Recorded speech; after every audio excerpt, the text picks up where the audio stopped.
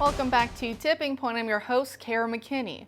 Later, we're going to talk about how the regional political swamps flow into the national swamp in Washington, D.C., but there's an international swamp too. In fact, there are several of them. The United Nations, the European Union, NATO, to name just a few. And then there's the loosely defined network of the rich and powerful. You know, the people Klaus Schwab says should be running your life. And occasionally, some strange bedfellows come out of that swamp, such as when Prince Charles of England recently accepted a donation of £1 million British pounds from the family of Osama bin Laden for his Prince of Wales charitable fund. Spokesmen for Charles and the foundation insist that Osama's brothers Bakir and Shafiq bin Laden have never been linked to terrorist activity, but neither did the family cut Osama off from funding, say critics of Prince Charles. But accepting money from shady sources is nothing new for the heir of the British crown.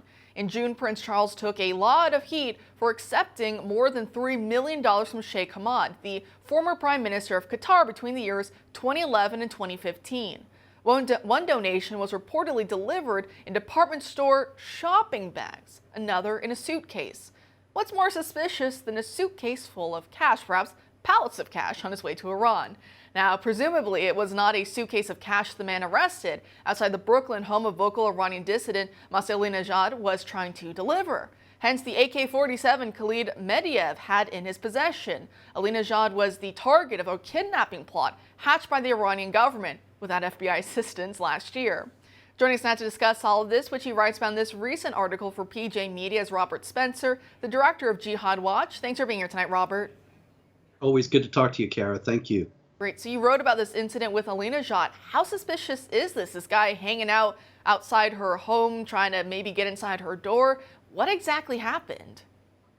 Well, he was waiting out there for 2 days, and then he said that he was just looking for an apartment to rent. And I think, I've been trying to rent apartments in New York City in the past, and I never waited outside one for 2 days.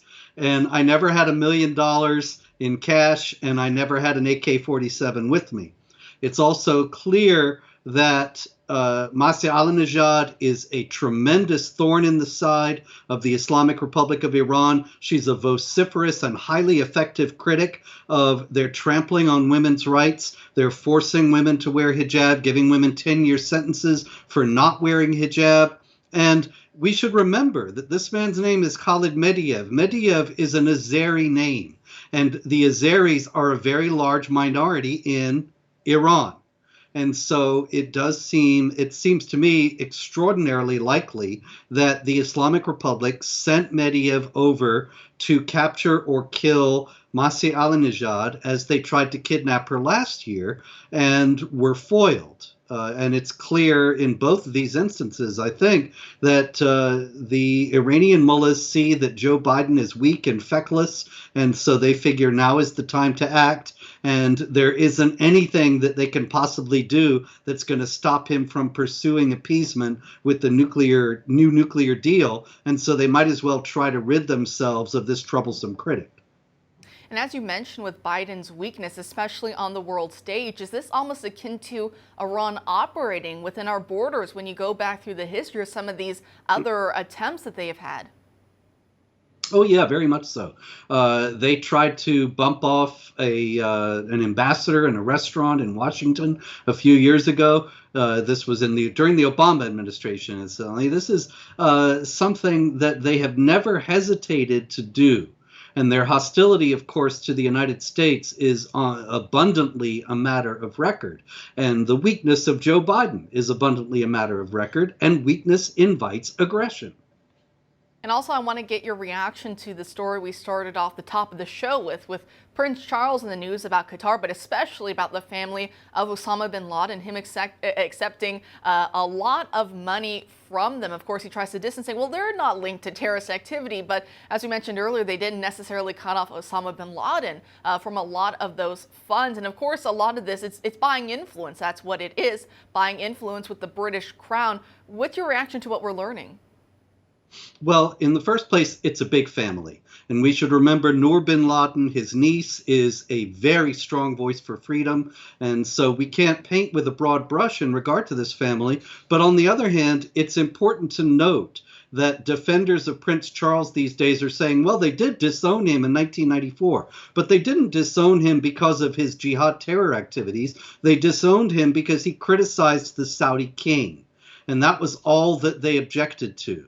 And so to just assume that the bin Laden family is entirely on the up and up just because they've never been caught is a bit naive. And also, we should remember, these are Saudis. And in Saudi Arabia, there is extraordinarily large percentage of support for the jihad ideology that motivated Osama bin Laden.